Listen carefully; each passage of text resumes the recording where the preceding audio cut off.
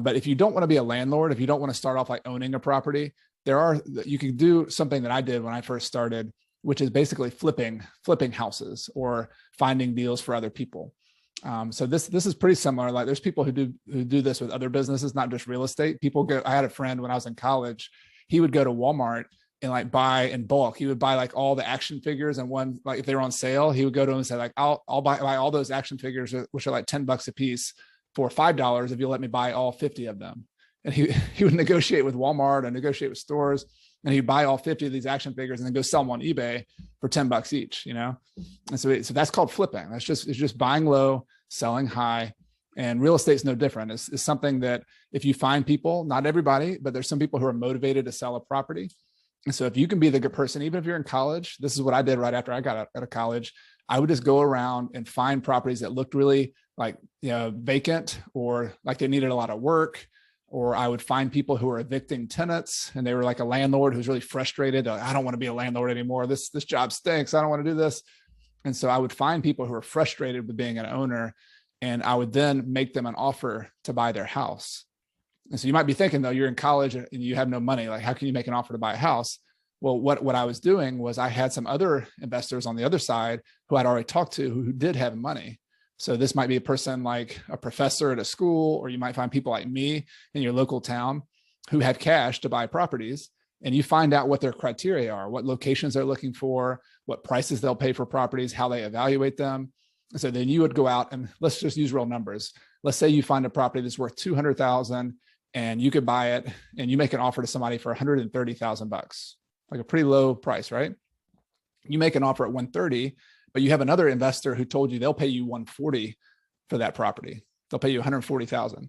So what I would do is go and get that property under contract for 130,000. And then I would assign my contract to this other investor for $10,000.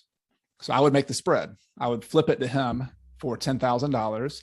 He would buy the property. The seller would get 130. I would get 10. And the person who bought it for 140. He was happy, or she was happy, because they got a deal on a property.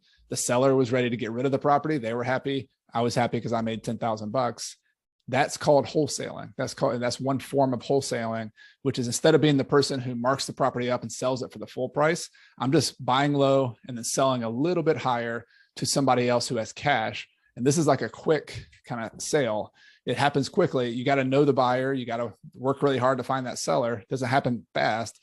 But you don't have to have credit. You don't have to have a bank loan. The money is coming from that cash buyer who's buying it from you, and you are providing the hustle, the effort. You probably had to make 50 or 100 or 150 offers before you got one accepted for $130,000. You probably had to get a lot of no's to get that one. But if you're willing to do that, then it's a business model that could make sense. So specifically for wholesaling, how does that process really work? Like, do you find the seller first or the buyer first? And then does the buyer know that you're offering a 10,000, like you're offering it for 10,000 lower and that you're getting the 10? Because wouldn't they want to buy for 130 too? Yeah, they would like to get it cheaper, but if they're the right buyer, and so not everybody's going to be a great partner, but if you find good buyers, like I have plenty of cash buyers, and I would be this kind of, if a wholesaler, like if one of you guys were in Clemson where I live, and you brought me a deal that I liked, and it was a good deal for me at 140, I really wouldn't care what you bought it for. I wouldn't care if you got it for $100,000. If you can make $40,000 and I still get it at a price I like why would I begrudge you that? So that's my attitude. That doesn't mean everybody's like that, right? There's some people who want to get everything they can.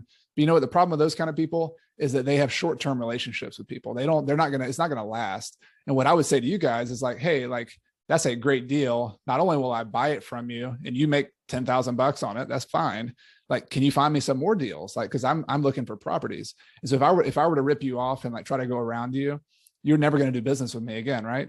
You don't trust me anymore. And I've had people like that. I've had people in my town who just kind of ripped me off, like who just didn't treat me honestly. And I will never do business with that person again. That was so short-sighted of them to do that. So that's one piece, is that you'll probably get ripped off by people. Don't worry about it. Just like keep going. But what you're looking for, you do want to start with a buyer. So before you go start talking to sellers, you want to go out and network, and you want to meet other investors. And this is probably one of the most crucial things you can do as a wholesaler. So if you had to start somewhere, this is what I would start with. I would go to local real estate meetups, either through like Bigger Pockets. Look on the local Bigger Pockets forums. The Bigger Pockets is a website for real estate investors. You could start there, find like the New Jersey forum, find the South Carolina forum, and just find out, hey, where are people meeting to talk about real estate in person? So I'd start there, or I'd go to what are called real estate investor associations. And almost every state has those. And so you can go to these meetups. And what do you do at the meetups? You talk to people, you interact with them, take notes, like try to find out what people's names and numbers are. And when you hear about somebody who's a landlord, who's buying properties, who's an active buyer, you want to put them on a list, and you want to follow up with them. And maybe you can go to lunch with them. Maybe you can go to breakfast, take a walk, find out what they're looking for, where they're buying, what their criteria are, and get educated on what they're doing and how they're buying. And ask them this question. Here's the kind of punchline, is that if I were to find a deal just like what you just described at that price, would you care if I bought it for lower than that and brought that to you? If they say, yeah, that's absolutely, let's do it, then now you found a buyer. And so you want to get several of those people like that, and eventually maybe even dozens and dozens of buyers like that. Because if you have those people and you can call them every time you look at a property, you could call that person and say, hey, I found a house over here. What would you pay for this house? You'd be able to kind of have a connection with that buyer before you even go make an offer to the seller. All right. I was actually going to ask you a question about how to actually network and get, those people, those contacts and investors. So you answer that question right out, because I was wondering how people, if you don't have any credentials, if you've never actually done any real estate, if you've never had any real estate experience, but you have a lot of knowledge, I guess that's the way that you talked about. Go and talk with other people and show them that you have that knowledge and that trust. And then that's how you begin with your first, real estate project. Exactly. So, and don't worry about being a beginner either. Like, everybody's been a beginner. So if you're brand new, that's okay. Just be honest and just tell them you're willing to hustle and you're willing to learn.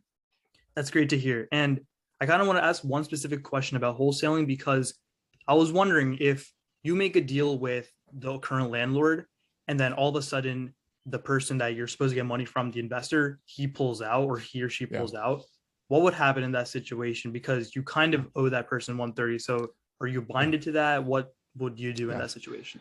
Yeah. So this is all about contracts. And so this is a bigger conversation. Contracts are a really important part of real estate, and you have to understand the law behind them. And you eventually want to get an attorney on your team who can help you with closings. Or I'm not sure, in New Jersey, they might have title companies. Every state's a little bit different, but you want a real estate attorney. The main point though, is in most contracts, there's what's called a due diligence period. And so it's essentially a way to get out.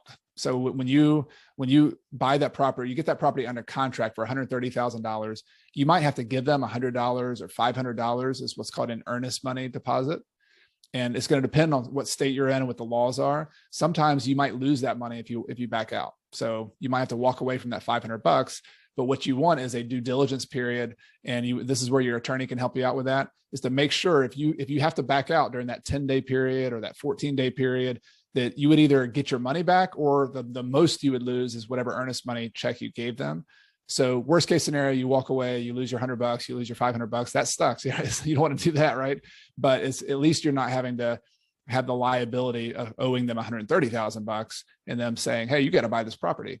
So that's a key component. Like, wholesaling is you got to get a property under contract, but then things move quickly. You've got to bring in a partner or bring in a buyer within that.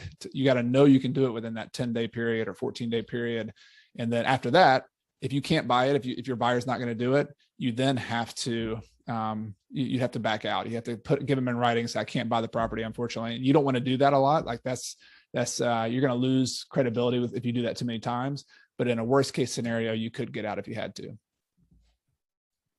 So did you ever have any experience with wholesaling yourself, and what did you learn from that experience if you did? Yeah, I actually did a lot of wholesaling. I should have said that at the beginning. My first year when I worked with my dad, that's basically what I did to him. I wholesaled properties. I made $2,000 on every house I bought. So I think I did 10 or 12 deals that first year. I didn't find anything for the first 6 months. I was like struck out. for 6 months straight. I was working every single day and I got nothing for 6 months. Then all of a sudden I started buying some houses for him and made $2,000 per house. And then when I moved up to Clemson and worked on my own, we flipped some houses ourselves where we just fixed them up and flipped them, but then we still wholesaled a lot of houses too. So yeah, it was a great way for me to do it. It doesn't make sense for everybody, but I felt like I was willing to hustle. I was willing to sell. I was willing to go sell myself and get out there and talk to people. And so it was a good business model for me. But it's not the only business model. It's a great way to get started if you're willing to kind of go get rejected a bunch like I was. You could also get into business like being a real estate agent. You could be a property manager. If you're into remodeling houses, maybe you could be a project manager on remodels. There's all sorts of ways to get started. The key being like, you got to find ways to learn while you're earning money instead of having to put up a lot of money. If you have no money, you got to find ways to make money with a very small amount of starting capital. And that's wholesaling is one way, becoming a real estate agent, becoming a leasing agent, becoming a project manager of remodels. Those are all different ways to kind of learn the business